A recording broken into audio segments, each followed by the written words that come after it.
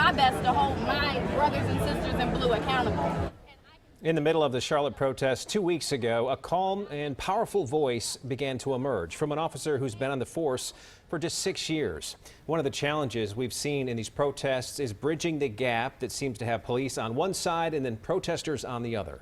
We want you to meet one person working hard to bring both of those sides together.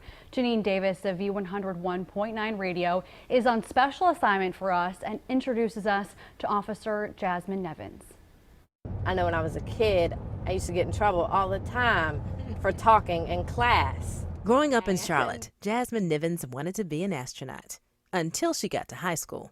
I job shadowed a homicide detective for part of my junior exit project, and it was on that day that I realized I want to go into law enforcement. She attended North Carolina Central University, majoring in criminal justice with a clear plan. I already knew that I wanted to come back to Charlotte to serve and protect the community and the city that raised me. What has been the most rewarding part of being a police officer?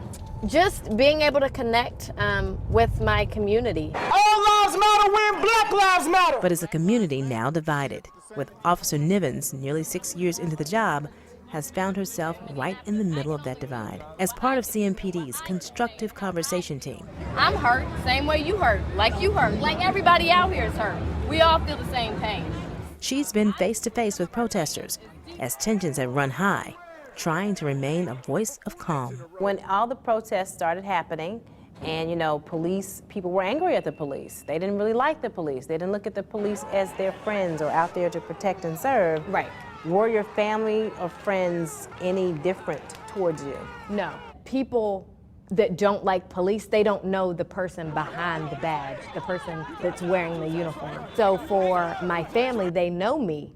So they don't see me any differently because they know my heart. They know that I go out here and do the very best that I can and that I treat all people with respect. Officer Nevins says what she's seen on the job has taught her not to take for granted things like food or a supportive family, because too many in this city have neither. She knows a lot of people here are hurting and that many of them simply don't see police as an ally. How do you handle the rejection? I don't take it personal because in this profession, you can't take things personal because, a lot of times what people see is this uniform and this badge. They don't see me. They don't know me. If I took every little thing personally that everyone said to me, I probably wouldn't still be here. Is there extra pressure, you think, especially from the Black community, for you to do right by your own?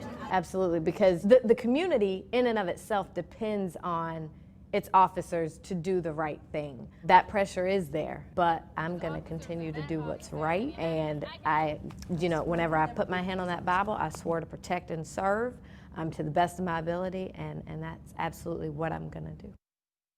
Janine Davis is leading a special conversation focused on race, and Police Officer Nevins will be one of the guests. It will air right here on Channel 9. We hope you'll tune in for Talking About Race and Police Reform. That's next Wednesday night at 7 o'clock.